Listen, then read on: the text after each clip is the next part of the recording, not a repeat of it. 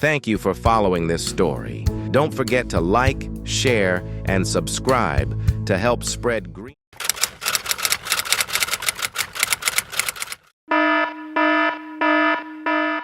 Days of relentless rain turned California's valleys into vast fields of swirling water. In the Central Valley, towns near Tulare Lake became isolated islands in a wide, muddy sea.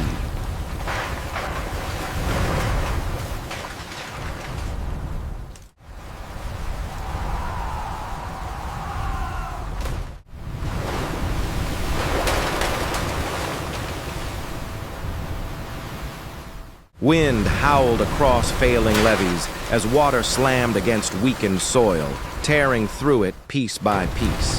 The familiar streets of small towns vanished beneath rising water.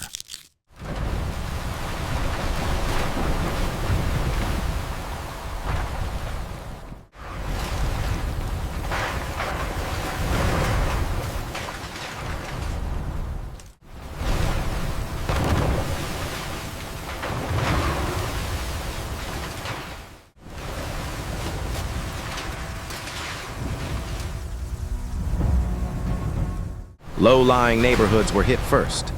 Water rushed into yards, climbed over doorsteps, and poured into living rooms, peeling paint, cracking floors, destroying memories.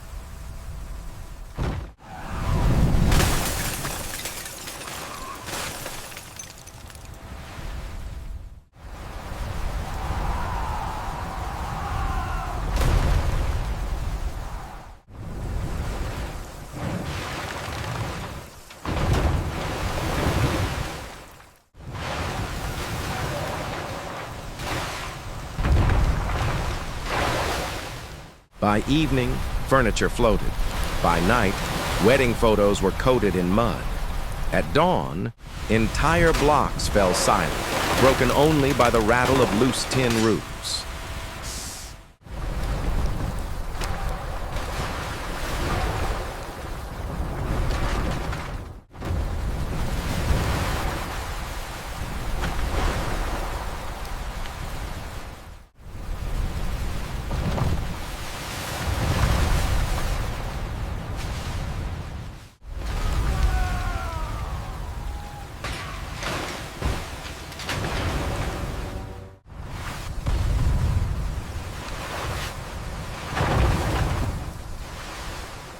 Transportation collapsed quickly. Roads disappeared under a brown haze, marked only by bus stop roofs and tilted street signs.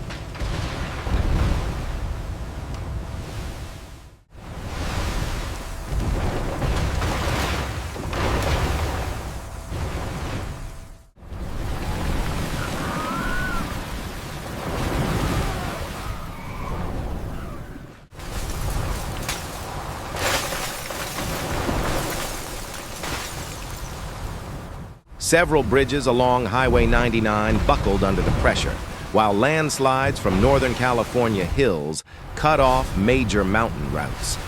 Power poles fell, wires tangled, and darkness spread across towns.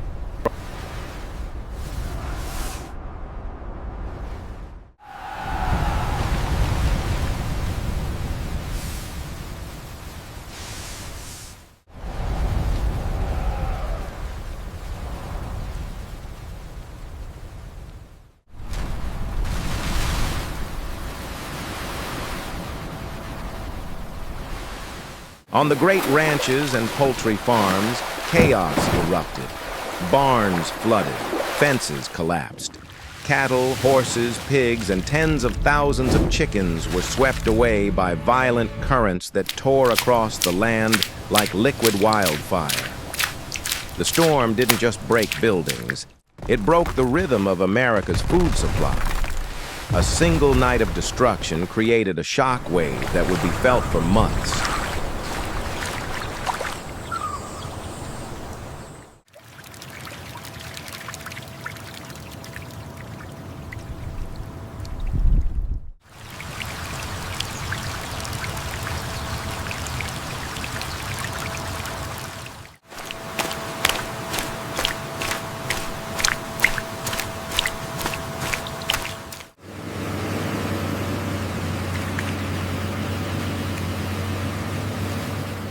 Downstream, towns and cities faced the storm's full fury.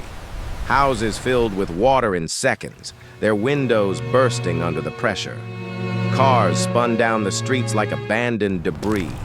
Warehouses, factories, hardware stores, supermarkets, everything was hit. Machines soaked, power grids shattered, entire business districts drowned in a silence broken only by the roar of the flood.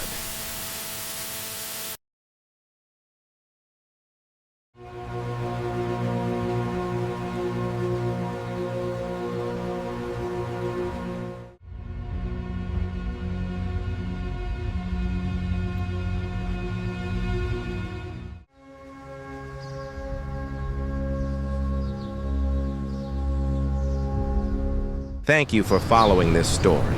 Don't forget to like, share, and subscribe to help spread green.